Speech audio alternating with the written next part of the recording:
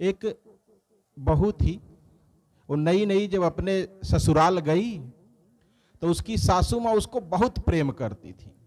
इतना प्रेम कि हद से ज्यादा, बेटी से ज्यादा मानती थी उसको। ध्यान से सुनेंगे कहानी। जिसके भी सास बहू के जीवन में खटपट रहता हो, प्रेम ना हो, वो ध्यान से सुनेंगे इसको।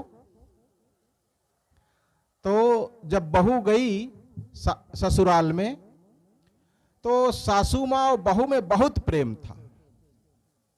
अब एक दिन, पहले का जमाना, घी का मटका सासू माँ बहू को देती, बेटी इसको संभाल के ले जा और घर के अंदर कहीं रख दे।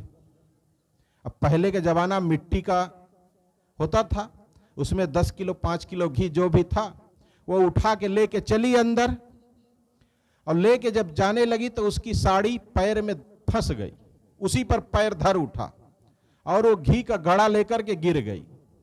अब गिर गई, गिरते ही घड़ा तो फूट गया और मिट्टी का घर, सब घी फैल गया चारों तरफ, उसी में अपना भी सन गई पूरा घी में।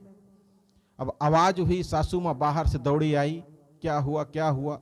अब बहुत पूरा कांप रही थी, अब डांटेंगे, इतना हालत खराब उसकी चारों तरफ से, अभी लोग सुनेंगे क्या कहेंगे हमको, अभी आए घर में 4 दिन नहीं हुआ और हमसे इतनी बड़ी हानि हो गई, इतना कीमती घी और हमसे घी के फूट के बिखर गया। अब बहुत परेशान, लेकिन सासू माँ आई, सबसे पहले बहू को उठाई, पूछी बेटी तुझको कहीं लगा तो नहीं, कहीं चोट तो नहीं आई। कहीं नहीं माँ, चोट तो नहीं आई, लेकिन घी पूरा खराब हो गया। कहीं कोई बात नहीं बेटी, फिर से मेहनत करेंगे और फिर से घी बटोर लेंगे, लेकिन तू तो नहीं मिलेगी ना दोबारा, कहीं तुझे कुछ हो जाता तभी हॉस्पिटल का चक्कर लगाते, अभी दौड़ते। अब उसके अंदर इतना खुशी हुई, इतना खुशी हुई, इतना तो हमारी मां नहीं सह पाती, अब तक 2 झापड़ लगा देती कि तू चलती ही कूद कूद के है तो तुरंत गिरेगा, मुझे पता था पहले से, अक्सर होता है ना ऐसा गांव में। अब संयोग ऐसा हुआ कि जब सासू माँ बूढ़ी हुई तो सासू माँ को लकवा मार दिया।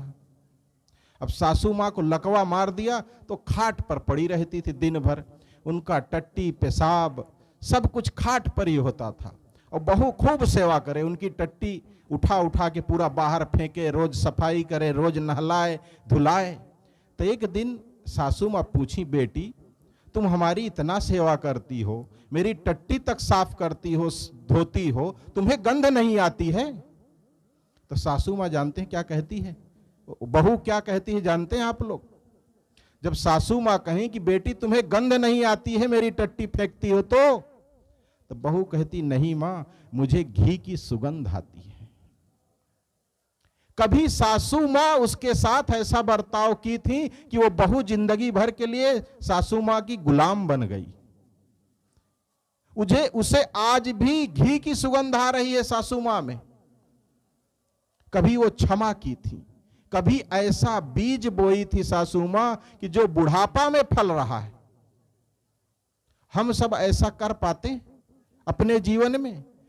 हमारे घर में बहू आती है तो हम तो देखने लगते हैं, चलती कैसे है, उठती कैसे है, बोलती कैसी है, हमारी बिटिया तो इससे अच्छी है, हमारी बिटिया तो इससे अच्छा भोजन बना लेती है, इसको तो बोलने का ढंग नहीं, इसको कहने का ढंग नहीं, इसे कुछ भी करना नहीं आता, इसके मम्मी पापा ने सिखाया क्या इसको? न कुछ लेके आई न कुछ, बस ऐसे ला के हमारे यहाँ इसको मुड़ दिए। यही होता है ना। और ये जब होगा तो घर में स्वर्ग उतरेगा, घर नर्क बन जाएगा बंधुओं, नर्क बन जाएगा। प्रेम पाने के लिए झुकना पड़ता है। प्रेम वहीं उत्पन्न होता है जहां झुकाव होता है, जहां विनम्रता होती है। आदमी झुक जाए बस प्रेम हो जाएगा, अपने आप घर में प्रेम हो जाएगा, स्वीकार ले बस। ये कहीं बाजार में नहीं मिलेगा, ये हर आदमी के जीवन में उतारना पड़ेगा, झुकना पड़ेगा, अपने अहंकार को मारना पड़ेगा। सदगुरु अभिलाष साहब जी का एक वाक्य है, प्रेम में स्वर्ग और अनासक्ति में मोक्ष। अगर प्रेममय जीवन हो तो घर में स्वर्ग है। गुरु और कबीर साहब जी कहते, प्रेम रूपी वस्त्र का अंगरखा पहन करके नाचो, प्रेम पाट का चोलना पहिर कबीरू नाच।